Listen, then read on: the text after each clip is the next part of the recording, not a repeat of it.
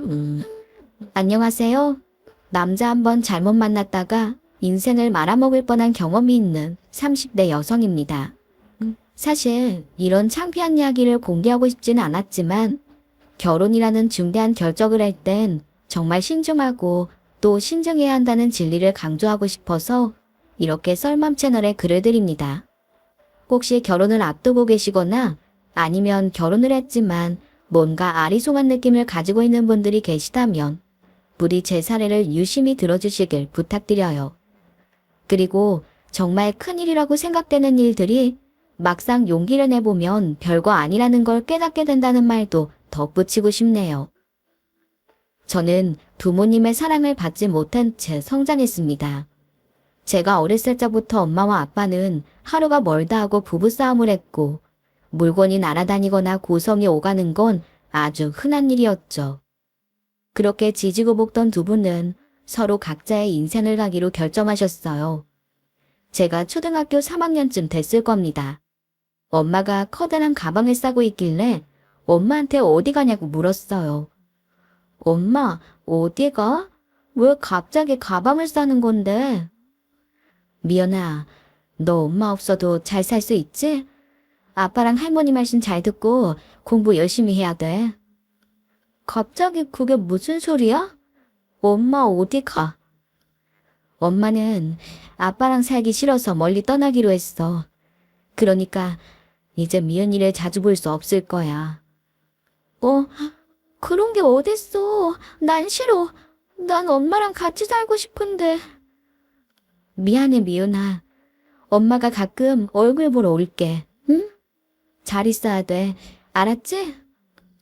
엄마 가지 마. 엄마. 엄마는 옷자락을 붙잡고 오는 저를 모질게 뿌리치곤 집 밖으로 나가셨습니다. 그게 엄마를 본 마지막이었어요. 가끔 제 얼굴을 보러 오겠다는 엄마는 단 한 번도 나타나지 않았고 전 엄마 손을 한창 타야 할 나이에 아빠와 할머니 손에 커야만 했습니다. 그렇다고 아빠가 아빠 노릇을 제대로 했냐고 묻는다면 고개를 저을 수밖에 없어요. 아빠는 소주에 밥을 말아먹을 정도로 알코올 중독이었고 술만 마시면 온 집안이 난장판이 되기 일쑤였습니다. 아빠가 술에 취해서 난동을 피울 땐 친할머니가 아무리 말려도 진정이 되지 않았죠. 건설 현장 일용직으로 근근히 생활을 해나가셨는데 그나마도 술 때문에 나가지 못하는 날이 더 많았어요. 저는 그런 아빠를 보면서 나중에 커서 절대 결혼은 하지 말아야지 라고 생각했더랬죠. 지금 생각해보면 전 여러모로 결핍이 많은 아이였어요. 부모님의 사랑과 관심을 충분히 받지 못하고 자랐기 때문일 겁니다. 그나마 할머니가 계셨기 때문에 크게 나쁜 길로 빠지지 않고 성장할 수 있었던 것 같아요. 아빠는 결국 알코올 중독을 치료하기 위해 병원에 입원하셨어요. 술만 마시면 난동을 피우는 아빠 때문에 주변 이웃들의 피해가 너무 심했고 결국 경찰과 관계기관의 중재로 강제 입원을 하게 된 것이죠. 아빠가 병원차에 몸을 싣고 떠나던 날 아빠는 그렁그렁한 눈으로 절 바라보더군요. 미연아, 아빠 치료 잘 받고 올 테니까 그동안 할머니 말씀 잘 듣고 있어야 돼. 알았지? 알았어, 아빠. 빨리 와. 내가 기다리고 있을 테니까 빨리 와야 돼. 엄마도 떠나고 아빠도 떠나버렸으니 어린 제 마음이 얼마나 고마웠겠습니까. 술만 마시면 괴물로 변하는 아빠였지만 그래도 유일한 제 아빠였던걸요. 아빠는 꼭 1년 만에 다시 집으로 돌아오셨어요. 2년 만에 본 아빠의 얼굴은 정말 몰라보게 달라져 있더라고요. 해골처럼 행하던 눈빛엔 생기가 돌았고 안색도 좋았고 얼굴 살도 올라 있었어요. 미연아, 아빠 이제 술 완전히 끊었어. 다시는 우리 딸 마음 아프게 만들지 않을 거야. 정말? 아빠 정말 술 끊었어? 그렇다니까. 이번엔 진짜야. 아빠 이제 우리 미운이를 위해서 정말 열심히 살 거야. 그러니까 아빠만 믿어. 알았지? 늘 가래가 끓는 듯한 아빠의 목소리가 맑아졌다는 것만 해도 너무나 좋았어요. 할머니도 아빠의 변화된 모습에 박수를 치며 좋아하셨죠. 아빠는 제게 한 약속을 지키기 위해 정말 열심히 사셨어요. 매일같이 새벽 일찍 일어나 건설 현장으로 일을 나갔고, 일이 없는 날엔 도배 기술을 배운다며 학원도 다니셨어요. 저는 아빠가 물처럼 먹던 술을 마시지 않는다는 것만 해도 너무 기뻤습니다. 이제 어디 가서도 우리 아빠라고 당당히 말할 수 있다는 게 정말 좋았어요. 하지만 박복한 탈자라는 건 아마 우리 아빠를 두고 하는 얘기일 겁니다. 할머니와 함께 저녁을 먹고 있었는데 누군가 대문을 쾅쾅 두드리는 소리에 저와 할머니는 어깨가 들썩일 만큼 깜짝 놀랐죠. 자신이 아빠의 동료라고 말한 그 아저씨는 표정이 무척 어두웠어요. 그리고 할머니에게 아빠가 다쳤으니 빨리 병원으로 가야 할 것 같다면서 얼른 나오라고 하는 겁니다. 낯빛이 새하얗게 질린 할머니는 부랴부랴 제 손목을 잡고 아저씨의 차에 올라탔죠. 그러나 병원에 도착한 저는 막상 아빠의 얼굴을 볼 수가 없었어요. 의사 선생님이 할머니만 불러서 아빠의 신원을 확인시켜 주었거든요. 할머니는 만신창이가 된 아빠의 모습을 보곤 병원 바닥에 주저앉아 곡을 쏟아냈습니다. 아빠는 건설 현장에서 비참한 사고를 당했고 손을 써볼 틈도 없이 숨을 거두고 말했던 겁니다. 이제 겨우 술을 끊고 사람답게 살아보자고 결심한 아빠였는데 이렇게 허망하게 세상을 떠날 줄은 몰랐어요. 할머니가 저를 붙잡고 펑펑 눈물을 쏟아냈는데 그제야 저도 아빠를 다시 볼 수 없다는 사실을 깨닫게 되었네요. 아빠가 그렇게 세상을 떠난 후 할머니는 슬퍼할 겨를도 없이 일을 나가시며 악자같이 절 키우셨어요. 할머니는 건물 청소를 하셨는데 그 일이라도 하지 않으면 생활이 어려웠기 때문입니다. 아빠가 남기고 간 약간의 보험금과 위로금이 있었지만 그걸로는 손녀딸과 함께 살기엔 턱도 없이 부족했어요. 그런 할머니의 희생 덕분에 저는 대학을 졸업하고 좋은 회사에 취직도 할 수 있었습니다. 할머니는 그런 저를 무척 대견스러워하셨어요. 우리 손녀가 이렇게 잘 자라주니 할미가 얼마나 좋은 줄 모르겠다. 하지만 이 험한 세상, 이제부터가 시작이야. 절대 모르게 행동하지 말고 야무지고 단단하게 살아야 한다. 이 세상엔 믿을 놈 하나 없어. 할미 말 무슨 뜻인지 알지? 참, 내가 무슨 어린애야? 이제 내 걱정하지 말고 할머니 걱정이나 해. 이제 나 취직했으니까 일도 그만두고. 할머니가 무슨 이팔 총춘인 줄 알아. 내가 우리 할머니 먹여 살릴 테니까 돈 걱정 말고. 으이구 이거사. 피 같은 돈을 모아서 네 시집 미쳐날 생각을 해야지. 할미는 아직 쌩쌩하니까 그런 소리 말어라. 그래. 손녀가 효도하는 거 보려면 쌩쌩하게 오래 살아야 돼. 알았지? 제겐 할머니가 엄마이자 아빠였어요. 유일하게 제가 기댈 수 있는 가족이었죠. 그러나 할머니가 가는 세월을 피할 수는 없었습니다. 날이 갈수록 쇠약해진 할머니는 결국 병원으로 옮겨졌고 병원에 가신 지 꼭 한 달 만에 아빠가 계신 하늘나라로 떠나셨네요. 할머니는 마지막 순간 제 손을 꼭 붙들곤 이렇게 말씀하셨어요. 리연아, 당당하게 살아. 어디 가서 주눅들지 말고 네 인생을 위해서만 살아. 저는 할머니의 마지막 당부를 가슴에 새기고 열심히 제 인생을 살았습니다. 절 두고 도망쳐버린 친엄마, 술만 마시다 불의의 사고를 당한 아빠, 그리고 손녀를 위해서만 살다가 돌아가신 할머니까지. 모두 절 떠나고 없었지만 혼자 남은 저는 제 인생을 씩씩하게 살 거라고 다짐했어요. 직장 생활도 열심히 하고 취미 생활도 가지면서 저를 위해서만 살았습니다. 늘 불안했던 마음도 차츰 안정을 찾아갔고 어느 순간부터는 모든 것이 아름답게 보이기 시작하더군요. 그러던 어느 날이었습니다. 저와 같이 입사한 남자 동료가 뜬금없이 제게 뮤지컬을 보러 가자고 하더군요. 저는 뮤지컬은 한 번도 본 적이 없었기 때문에 썩 내키지가 않았어요. 그런데 그는 공짜표가 아깝다면서 꼭 자기랑 함께 보자고 조르는 겁니다. 우리는 격이 없이 친구처럼 지내던 사이였기 때문에 별 다른 생각 없이 뮤지컬을 보러 갔죠. 나름 재미나게 뮤지컬을 관람하고 헤어지라는데 그 친구가 밥도 먹자고 하더라고요. 자기가 근사한 곳을 예약해뒀다고 하면서 말입니다. 야, 장혁수, 네가 웬일이냐? 이렇게 고급진 곳에서 밥도 살 줄 알고. 어? 아니. 평소에 너한테 이것저것 신세도 많이 졌고 해서. 그래서 맛있는 거 한번 사려는 거지. 그래. 덕분에 뮤지컬도 보고 맛있는 밥도 먹고 좋네. 근데 미연아, 내가 매일 좋은 구경도 시켜주고 맛있는 것도 사줄 수 있는데. 뭐, 갑자기 무슨 뚱딴지 같은 소리야. 답답해 죽겠네. 넌 눈치가 발바닥에 달렸어? 왜 이렇게 내 맘을 몰라주냐? 내가 너 좋아한다고. 뜬금없는 직장 동기의 고백에 어리둥절했습니다. 그 친구는 오래전부터 절 좋아하고 있었고 정식으로 사귀자고 고백하더라고요. 연애에는 조금도 관심이 없었던 저는 그 친구의 고백을 거절했어요. 그는 그저 단순한 직장 동료 그 이상도 이하가 아니었습니다.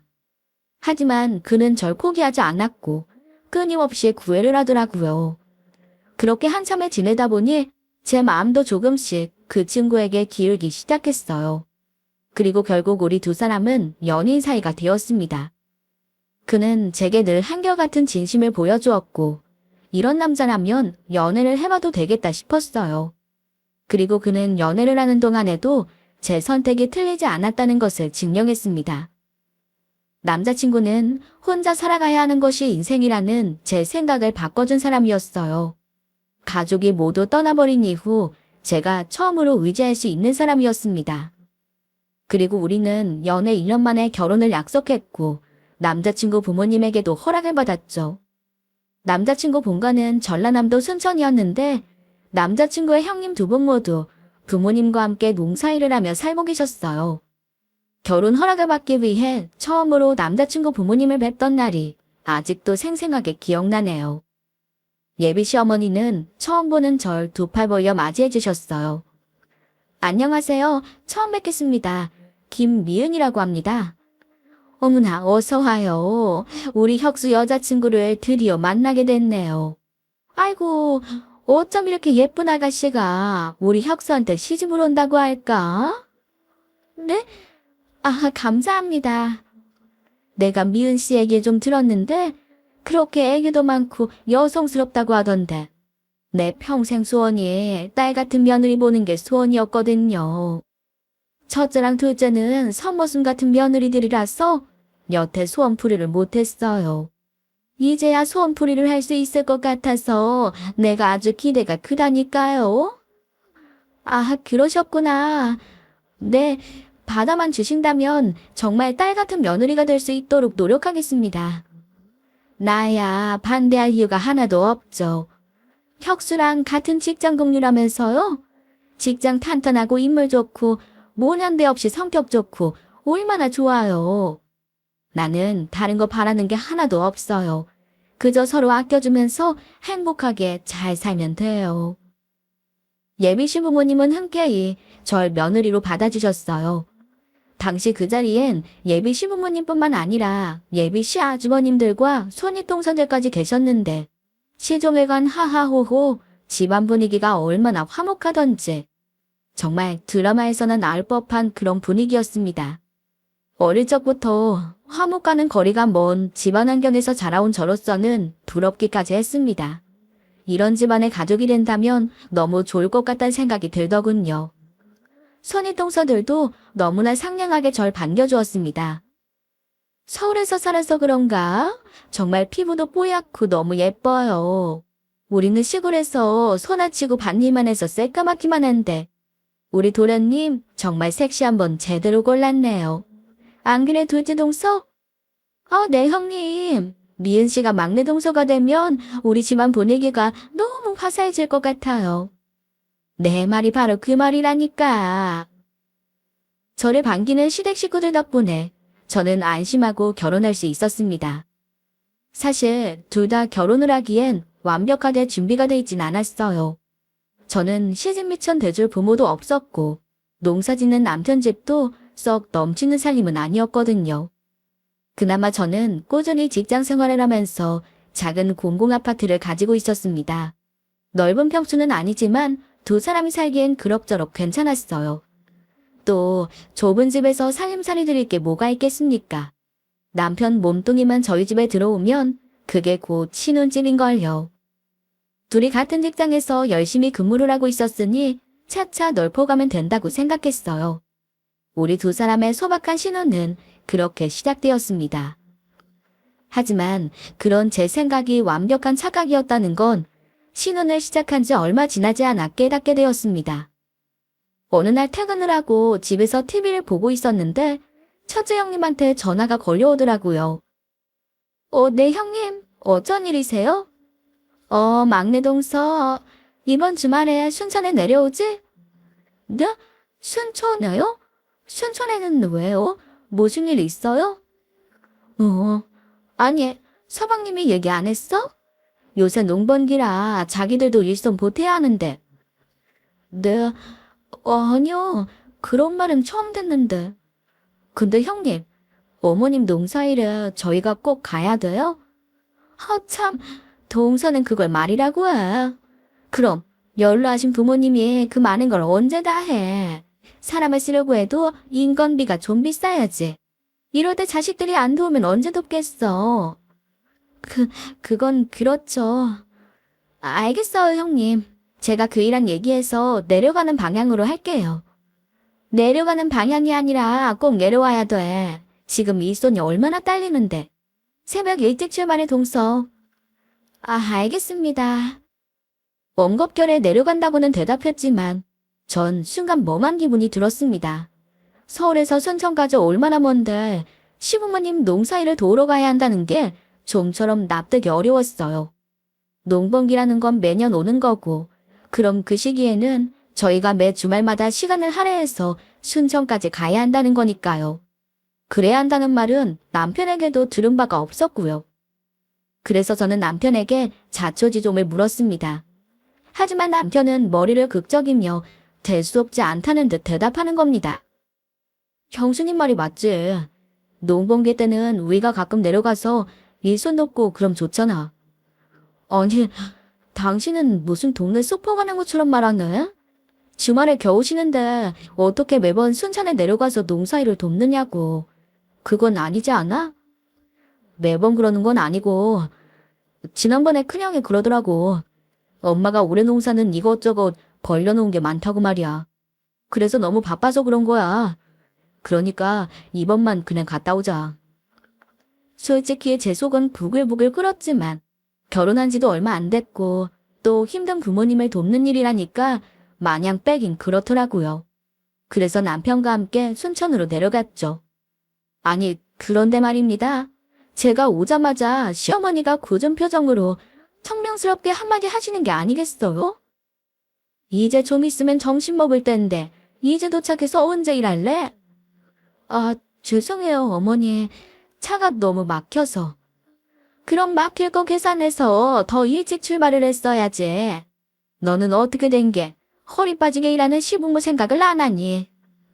아니에요, 어머니. 그런 게 아니라. 됐어. 어서 가서 옷 갈아입고 아파트로 나와. 네, 알겠습니다. 그렇게 상냥하던 시어머니가 완전히 달라져서 차갑게 보시는데 정말 황당하더라고요. 서울에서 순천까지 부모님 농사일을 돕겠다고 왔는데 제가 왜 욕을 먹어야 하는지 그 이유도 모르겠고요. 하지만 저는 아무 변명도 하지 못하고 어머님을 따라 밭으로 향했죠. 밭에는 첫째 형님과 둘째 형님도 계시더라고요. 아유, 우리 귀한 동서 왔어? 근데 너무 늦게 왔다. 이러다가 해가 넘어가겠네. 안녕하셨어요, 형님. 차가 좀 막혀서요. 그러게 내가 뭐라 그랬어. 새벽 일찍 출발하라고 했잖아. 일 조금만 하려고 꼼수 쓴 건 아니지? 아니에요, 형님. 그럼 늦게 온 대신에 이 악물고 해야 돼? 내가 감시한다? 두 형님들은 뭐가 그렇게 재밌는지 자기들끼리 쑥덕쑥덕대며 낄낄 웃는 겁니다. 그 모습을 보니까 더 기분이 나빴어요.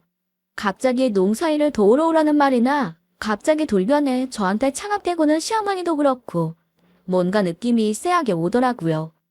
이게 지금 진짜 바빠서 그러는 게 아니라 동서 길들이기 같단 생각이 드는 겁니다. 형님들은 제가 밭일을 하고 있는 내내 이러쿵 저러쿵 둘이 번갈아가며 잔소리를 했습니다. 정말 사람 미치겠더라고요. 그래서 저도 모르게 살짝 짜증을 부렸죠. 아니야, 동서. 그렇게 비틀어서 뽑으면 못 쓴다니까. 어떻게 회사 다닌다는 사람이 그런 것도 한 번에 못 알아들어. 동서, 대학 나온 거 맞아? 네, 대학 나온 거 맞아요. 저 서울 4년제 대학 나왔어요.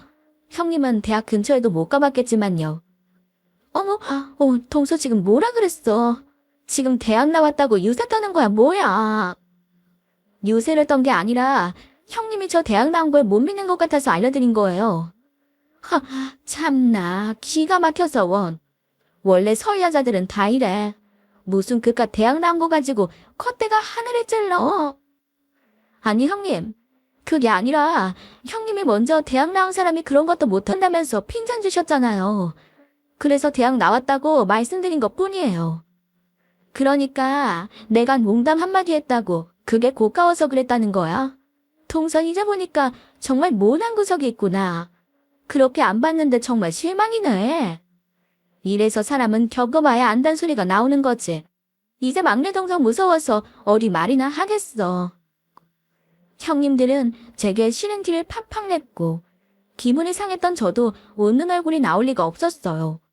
하지만 시어머니도 계시고 해서 그날은 그냥 꼭 참았습니다. 시댁과 가까운 곳에 살고 있던 형님들은 자기 집으로 돌아갔고 저와 남편은 시댁에서 하룻밤을 보냈어요. 하지 않던 농사일을 해서 그런지 온몸이 쏠시더군요. 이튿날은 일요일이었고 저희는 오후까지만 일을 돕고 서울로 올라가기로 돼 있었어요. 일찍 일어난 저는 아침상을 차리는 시어머니를 도왔는데 시어머니가 그런 제게 한마디를 하시더라고요. 누가 뭐라고 해도 손윗사랑한테는 잘해야 하는 거야. 네 형님들이 잔소리 몇 번 했다고 해서 그게 기분 나쁘다고 따박따박 대들면 어쩌자는 거니?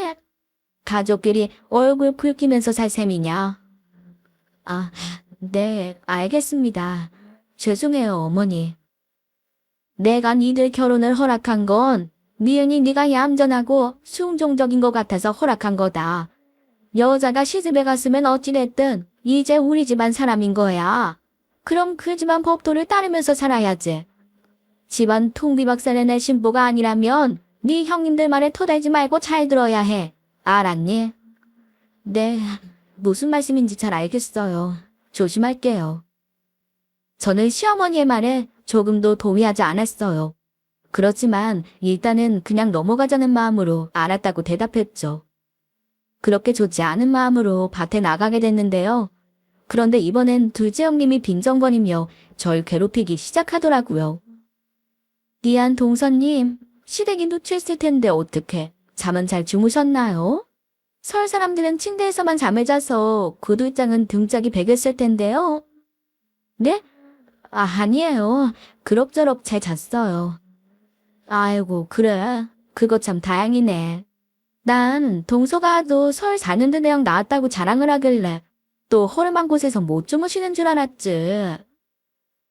아니 형님들, 자꾸 왜 이러세요? 지금 일부러 저한테 이러시는 거예요. 우리가 뭐, 내가 틀린 말 했어?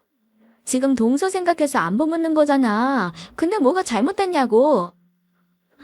정말 이러실 거예요? 이제 그만하시죠. 그만하긴 뭘 그만해. 동서 기가 팍 죽을 때까지 계속 할 건데. 둘째 형님은 첫째 형님에게 보여주겠다는 듯 작정하고 절 골리더군요. 빈정대면서 깝죽대는 모습이 정말 가관이었어요. 제 나름대로는 참고 또 참았습니다. 손윗 사람들에게 자라나는 시어머니의 목소리가 귀에서 맴돌더라고요. 그래서 감정이 올라오는데도 꼭 참아냈죠. 저 정말 경고했습니다. 그만하시라고 말씀드렸어요. 동서는 그게 문제야. 지 맘에 조금이라도 안 들면 눈깔부터 뒤집어 까잖아. 동서는 형님이고 뭐가 안 보이지. 집안의 막내 며느리가 됐으면 윗사람에 대한 예의 범절부터 배워야지. 이래서 어떻게 우리 가족이 되려 그래? 저는 둘째 형님의 그 말이 끝나자마자 손에 들고 있던 대파를 강하게 휘둘렀어요. 흙도 좋고 볕도 좋아서인지 대파가 하도 실해서 어린애 팔뚝만 했는데 둘째 형님은 제가 휘두른 대파에 머리를 퍽 하고 맞았고 곧바로 머리를 감싸진 채 소리를 지르더라고요. 뭐야? 지금 이게 무슨 짓이야? 설마 동서, 지금 대파로 내 머리 내려친 거야? 어머, 죄송해요. 대파 흙을 털어낸다는 게 잘못 맞았나요? 그러니까 왜 사람 일하는데 가까이 와선 잔소리를 하세요? 그러게 제가 그만하라고 말씀드렸잖아요. 뭐야? 아씨 정말 동서 일부러 그랬잖아. 안다니까 자꾸 그러시네. 괜히 엉뚱한 사람 잡지 말고 얼른 저리 가서 형님 일이나 하세요. 일하는데 자꾸 거치적거리잖아요. 전 괜스레 대파줄기를 휘휘 휘두르며 흙을 털어냈습니다. 그러자 둘째 형님이 기가 질린 듯 절 노려보더니 씩씩거리며 큰형님 쪽으로 가더라고요.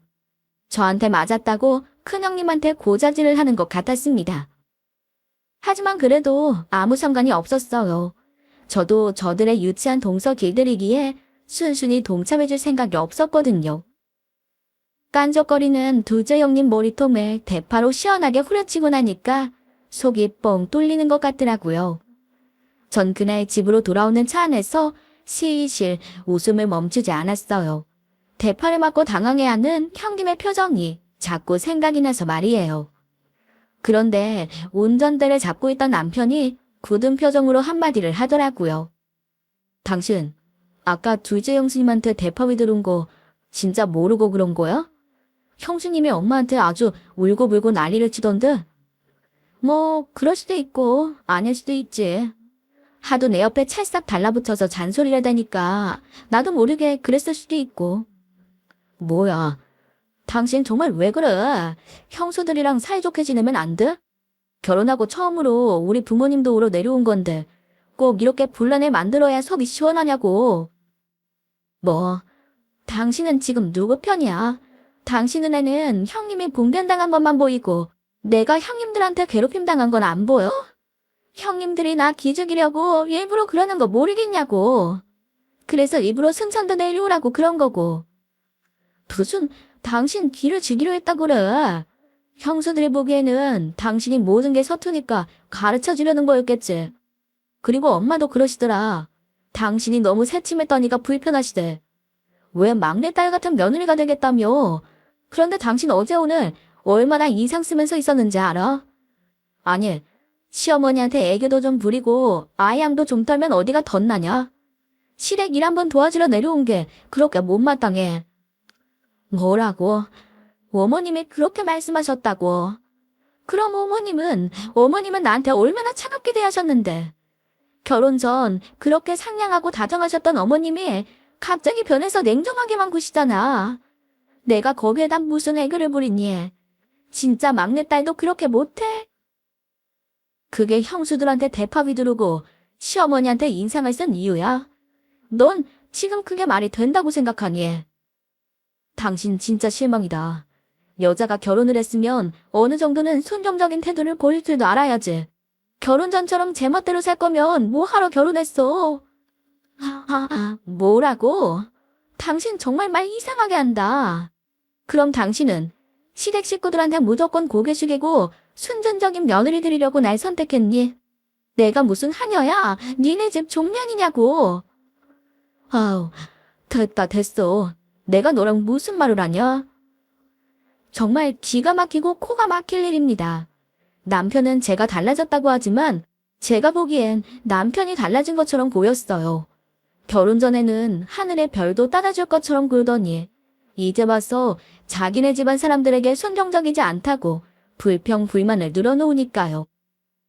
감정이 상한 저희 두 사람은 서울에 올라올 때까지 한마디도 하지 않았습니다. 우리가 결혼한 지 얼마나 됐다고 벌써부터 이러는지 정말 눈앞이 캄캄하기만 했습니다. 그때부터 제가 결혼 상대자를 잘못 선택한 건 아닌지 슬슬 후회가 밀려오기 시작하더라고요. 그리고 그 사건 이후 저희 부부 사이에는 큰 골이 생겨버렸어요.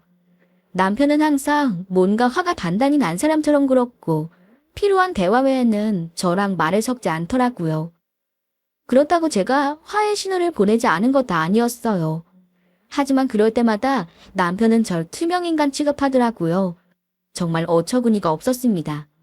부부싸움 한 번에 저렇게 속좁게 굴 줄은 정말 몰랐죠. 어릴 적 부모님의 불화 때문에 트라우마가 있었던 저에겐 남편의 태도가 몹시 불안하고 힘들었어요. 전 우리 부부 관계에 대해서 심각하게 고민을 하기에까지 이르렀죠. 그렇게 몇 달이 지나고 나서 결혼 후 처음 맞는 명절이 되었습니다. 남편과의 사이는 살얼음처럼 위태로웠지만 어떻게든 명절을 새긴 쇠야 하니까 어쩔 수 없이 순천으로 또 내려가게 되었습니다. 거의 시댁에 도착을 하려고 하는데 시어머니한테서 카톡이 하나 띡 하고 오더군요. 사과배, 대추, 곶감, 약과, 산적, 홍옥춘, 조기, 민어, 홍어, 육전용 소고기포, 동태, 두부, 시금치, 고사리, 도라지, 북어포. 일단 이 정도만 사오너라. 양은 알아서 넉넉히 준비하고. 순천역 바로 앞에 순천역전시장이 있으니까 거기서 사면 된다. 명절 음식을 만들 재료를 줄줄이 보내놓고 저보고 전부 다 사오라는 겁니다. 정말 어이가 없더라고요. 다음날이 바로 명절인데 이제 재료를 준비하라는 건 아직 명절 음식이 하나도 준비가 되어 있지 않다는 말이잖아요. 형님이 두 분에다가 시어머니까지 계시는데 그럼 제가 내려올 때까지 아무 준비도 하지 않고 기다리고 있다는 거였습니다. 정말 미치고 환장할 노릇이었어요. 제 속은 뒤집어질 지경이었는데 남편은 우리가 가는 길에 사가면 되는 일을 뭘 그렇게 삐져있냐며 대수롭지 않게 말하더라고요. 당장이라도 차 돌리라고 소리를 지르고 싶었지만 그래도 한 번만 더 참아보자는 생각으로 인내심을 발휘했습니다. 남편과 함께 시장을 1시간 반이나 돌아다녔고 시어머니가 말씀하신 재료를 겨우 다 준비할 수 있었죠.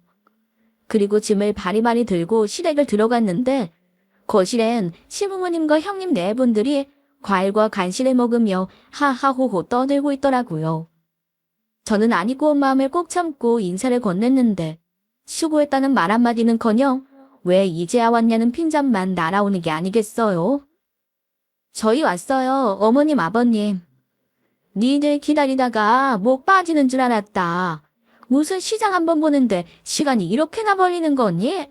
이러다가 언제 차례 음식 만들겠어? 어머니가 사오라는 게 엄청 많았잖아요. 당연히 시간이 걸리죠.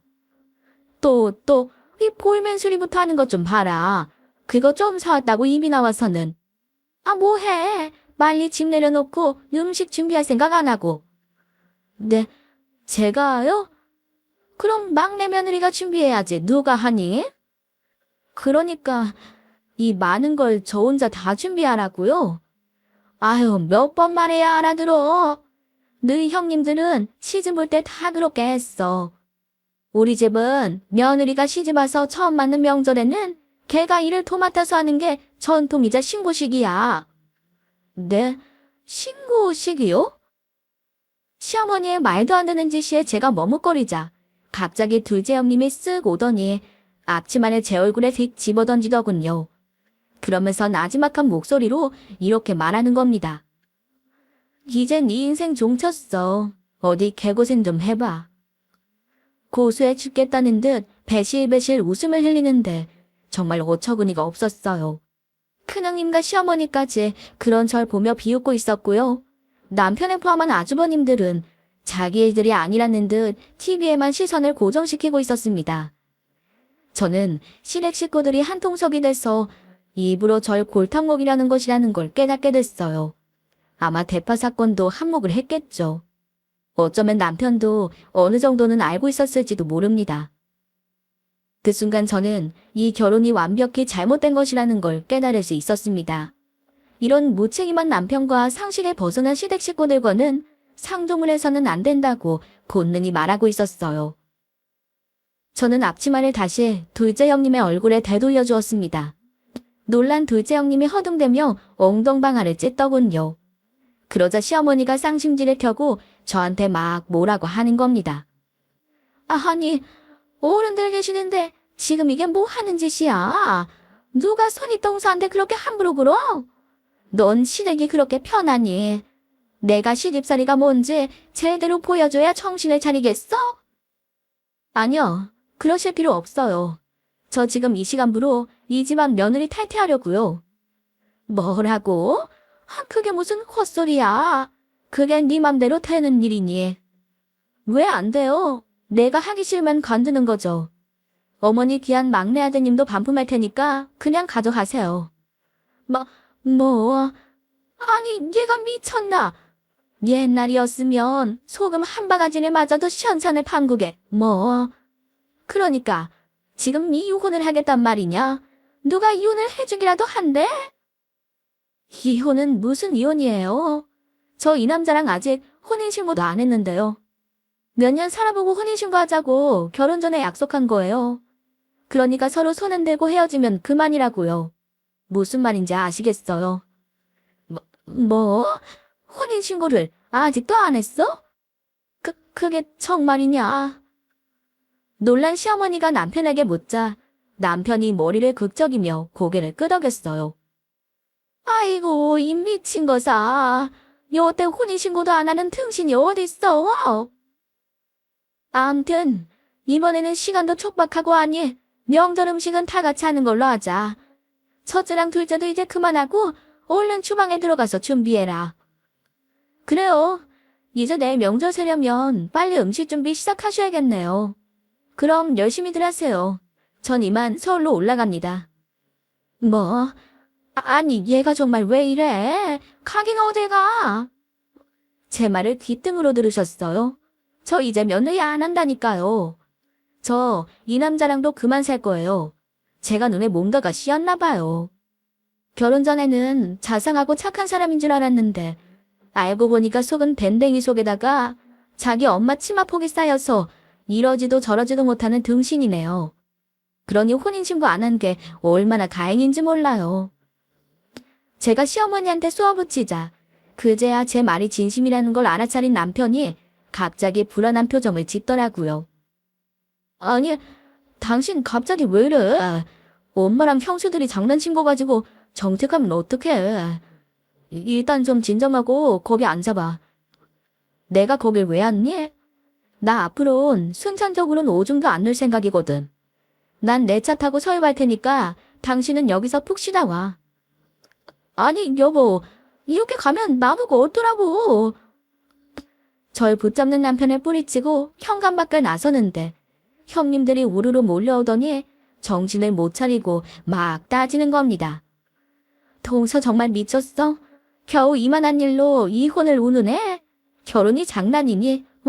장난이야? 장난이 아니니까 갈라서겠다는 거예요. 당신들 하는 꼬락서니 보니까 이댁이랑 엮이면 평생 속 썩을 것 같아서요. 뭐라고? 정말 말 다 했어. 야, 그리고 있잖아. 네 동서 아니니까 반말하지 마. 그놈의 신고식은 니들끼리 다 해먹고. 알았니? 악에 바친 저는 고래고래 소리를 지르며 독서를 내뱉었어요. 그러니까 그 기세등등했던 형님들이 눈만 껌뻑껌뻑거리며 한마디도 대꾸하지 못하더라고요. 저는 그 길로 차를 몰고 서울로 올라와 버렸습니다. 그리고 이튿날 남편 짐을 고스란히 빼서 승산집으로 보내버렸어요. 당연히 집 비밀번호도 바꿔버렸고요. 남편 얼굴은 회사에서 볼 수 있었어요. 남편은 제게 할 말이 있다면서 옥상으로 와달라고 하더군요. 여보, 내가 잘못했다. 초장에 여자 길을 지려놔야 편하다는 형수님들 말을 내가 홀라당 넘어가 버렸어. 그러니까 화 좀 풀어. 다시는 이런 일 없도록 할게. 내 말 못 들었어. 어차피 우린 혼인신고도 안 했고 서로 대상 갈라먹을 것도 없어.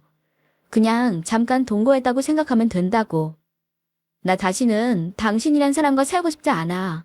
그러니까 진척되지 말고 내 인생에서 사라져줘. 미은아, 그렇지만 이건 좀 너무하잖아. 너무한 건 네 식구들이지. 사람 하나 데려다 놓고 바보 만드는 게 정상적인 사고방식이니. 원망하려면 네 엄마랑 네 형수들이나 원망해. 난 더 이상 엮이고 싶지 않으니까. 미은아. 전 그렇게 그 남자랑 깔끔하게 쪼매냈습니다. 솔직히 미련이 조금도 남아있지 않았다면 거짓말이겠죠. 그래도 한때는 정말 사랑했던 남자였으니까요. 하지만 하늘을 보면 열을 한다고 그랬습니다. 어릴 적 불우했던 집안 환경은 가정의 단란함이 얼마나 중요한 요소인지 잘 알게 만들었어요. 이 남자와 이 남자의 가족들은 저희 가정의 단란함을 깨기 충분하다고 생각해요. 제 인생이 고달파질 게 뻔히 보이는 거죠. 그래서 단호한 결단을 내린 겁니다. 지금은 저 혼자 아주 잘 살고 있습니다. 앞으로 제게 어떤 사람이 찾아올지 저도 장담하진 못하겠어요. 하지만 또다시 그런 기회가 온다면 이번엔 정말 꼼꼼하게 따져볼 생각입니다. 행복은 운도 있겠지만 자신이 만들어가는 게 가장 크겠죠? 전 그렇게 확신하고 있습니다. 제 이야기는 여기까지입니다. 끝까지 들어주셔서 감사합니다.